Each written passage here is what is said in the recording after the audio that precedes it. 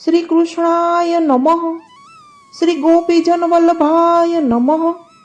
જય શ્રી કૃષ્ણ વૈષ્ણવો, સ્વાગત છે તમારું કેટી કોમરેડ ચેનલમાં. આજના આપણે આ અલૌકિક સત્સંગમાં શ્રી વલ્ભાચાર્ય વિરમચિત 16 ગ્રંથમાંથી નવરત્નમ ગ્રંથ જોઈશું, જેમાં સંસ્કૃતના શ્લોક અને તેના ગુજરાતી અર્થ જોઈશું. નવરત્નમ ગ્રંથ ભગવદીયોની ચિંતાની નિવૃત્તિ માટે જ આ ગ્રંથ છે. ભગવદીય તો અનન્ય ભક્ત હોય છે. ગીતાજીમાં અર્જુનને શ્રી કૃષ્ણએ આજ્ઞા કરી છે કે અનન્ય થઈને જે મનુષ્ય મારી ભક્તિ કરે છે તથા નિત્ય સર્વ પ્રકારથી મારામાં જ ચિત્તવૃત્તિ રાખે છે, તેઓને જે પદાર્થોનો ઉપયોગ હોય છે તે હું મેળવી આપું છું, તેમજ જે ઉપયુક્ત પદાર્થ મળે છે તેની રક્ષા પણ કરું છું. તેથી ભગવદીયને વળી સાથી ચિંતા ઉત્પન્ન થાય એવી શંકાની નિવૃત્તિ માટે શ્રી ગુસાઈજીએ આજ્ઞા કરી છે કે આત્મનિવેદન કરાવવા વાળા જ ભગવદ ભજનને યોગ્ય છે. જેમણે આત્મનિવેદન કર્યું નથી તે ભગવદ ભજનને યોગ્ય પણ નથી.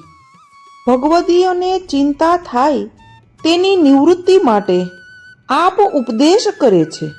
ચિંતા કાપી ન કાર્યા નિવેદિતાત્મભી કદાપિતી ભગવાન પી પુષ્ટિસ્થો ન કરિષ્યતિ લોકી કિમ ચ ગતિમ. ઉપરોક્ત શ્લોકનો ભાવાર્થ છે, જેઓએ પોતાના આત્મા વગેરે સઘળું ભગવાનને નિવેદન કર્યું છે, તેઓએ કોઈ પણ સમયે કોઈ પણ બાબતની ચિંતા કરવા જેવી નથી કે કરવી જોઈએ નહીં, કારણ કે તે જીવ પુષ્ટિ માર્ગમાં રહેલો છે. તેથી ભગવાન જ તેની લૌકિક ગતિ કરશે નહીં. ઉપરોક્ત શ્લોકની ટીકા જોઈએ. એટલે લૌકિક ચિંતા ન થાય તો પણ ભગવાનને માટે પણ ચિંતા ન કરવી. અંગીકાર થવાથી જ ભગવાન પોતે જ સઘળું સિદ્ધ કરશે એવો વિશ્વાસ જીવે અવશ્ય રાખવો જોઈએ. ભગવાનનો પણ એવો નિયમ છે કે જેનો આપે અંગીકાર કર્યો તેનું પાલન અવશ્ય કરવું. તેથી કદાચિત પરીક્ષાને માટે અથવા તો પ્રારબ્ધ ભોગને માટે પ્રભુ વિલંબ કરે તો પણ ચિંતા કરવી નહીં. જીવ પુષ્ટિ માર્ગમાં રહ્યો છે, તેથી મર્યાદા માર્ગીય વૈરાગ્ય વગેરે ન હોય તો પણ આચાર્ય દ્વારા ભગવાનને નિવેદિત થયા છે. તેથી ભગવાને આ જીવ સ્વકીય છે તે રીતે અંગીકાર કર્યો છે.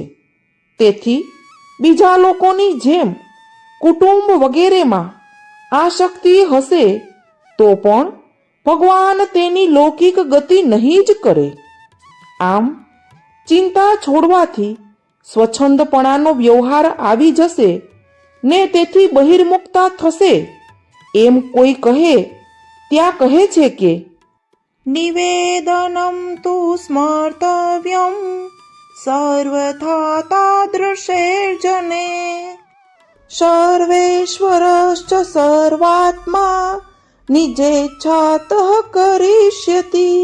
આ શ્લોકનો ભાવાર્થ છે, સર્વ પ્રકારથી જે તાદર્શ થયા છે એટલે કે નિવેદાત્મા થયા છે તેમણે નિવેદનનું સ્મરણ અવશ્ય કરવું.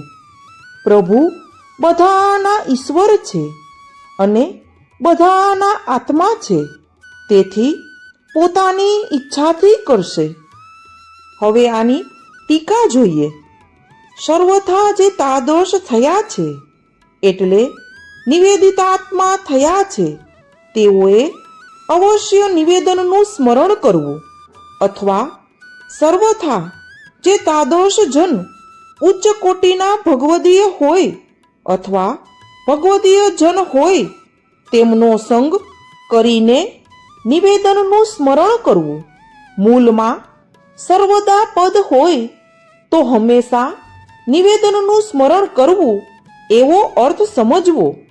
આ રીતે સર્વકાળ સ્મરણ ન કરે તો આસુરાવેશ થાય.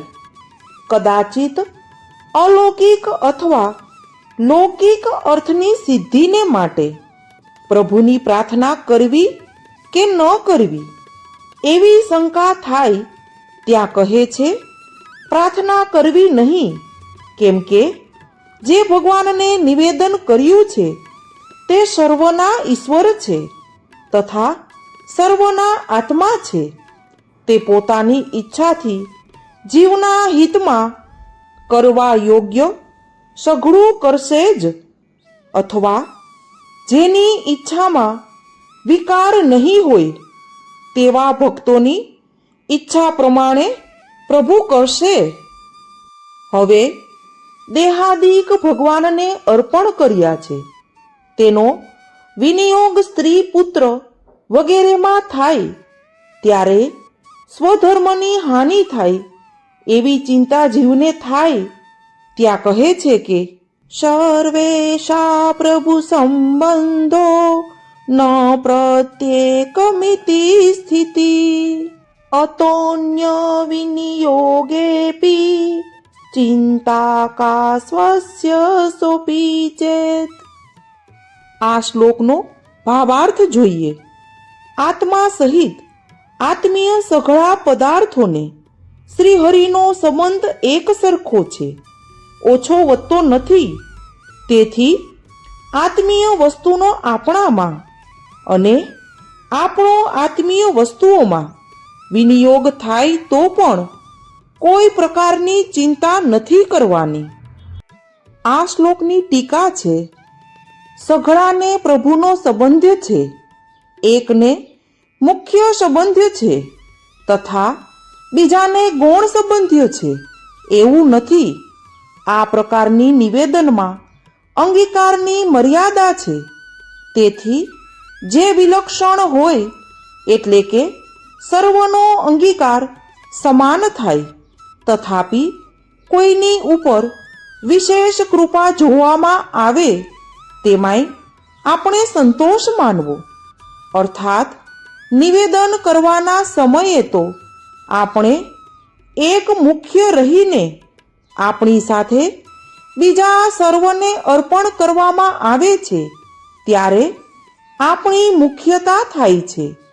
પરંતુ નિવેદન થયા પછી તો આપણો આત્મા, દેહ, પ્રાણ, ઇન્દ્રિય, અંતઃકરણ, સ્ત્રી, પુત્ર, ધન સર્વનું સમાન નિવેદન થાય છે.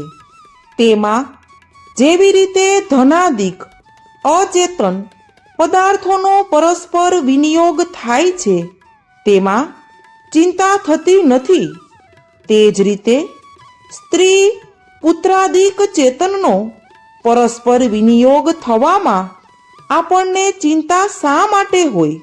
તે જ રીતે આપણો પણ અન્ય વિનિયોગ થાય તો પણ ચિંતા શાની? જેમ વસ્ત્ર, આભરણ વગેરે રાખવા માટે પેટી રાખવામાં આવે છે, તેમાં પેટીનો વિનિયોગ વસ્ત્ર તથા આભરણમાં થયો તેમાં આપણને ચિંતા નથી થતી. તે જ રીતે પુત્ર તથા સ્ત્રી વગેરેનો પરસ્પર વિનિયોગ થાય તો ચિંતા ન કરવી. આથી એવું સિદ્ધ થાય કે આપણે સમર્પણ કર્યું ત્યારે આપણી સાથે જ સ્ત્રી પુત્રાદિકનું પણ સમર્પણ થઈ ગયું, એટલે તેનામાં આપણો સંબંધ હતો તેનું સમર્પણ થયું છે. તથા સ્ત્રી પુત્રાદિકોની જે સ્વતંત્ર સત્તા છે તેનું સમર્પણ કરવાને માટે તેઓનું ભિન્ન ભિન્ન સમર્પણ કરવું જોઈએ. ત્યારે સિદ્ધાંત રહસ્યમાં કહ્યા પ્રમાણે પોતપોતાના 5 દોષની નિવૃત્તિ થાય તથા દ્રવ્યાદિક જળ પદાર્થમાં પોતાની સ્વતંત્ર સત્તા રહે છે. તેથી પોતાના સમર્પણની સાથે જ તેનું સમર્પણ થઈ ગયું છે તથા તે નિર્દોષ પણ થઈ ગયા એમ જાણવું. તો વૈષ્ણવો, ષોડશ ગ્રંથમાંના એક નવરત્નમ ગ્રંથનું 1 થી 3 શ્લોકનો આજે આપણે અવલૌકિક સત્સંગ કર્યો. બાકીના શ્લોક હવે પછીના વિડીયોમાં જોઈશું. જો વિડીયો ગમ્યો હોય તો વિડીયોને લાઈક, શેર અને સબસ્ક્રાઈબ કરો. બાજુમાં આપેલા બેલ આઇકન પર ક્લિક કરો જેથી કરીને તમને આવા ભક્તિમય વિડીયોની નોટિફિકેશન મળતી રહે. જય શ્રી કૃષ્ણ વૈષ્ણવો.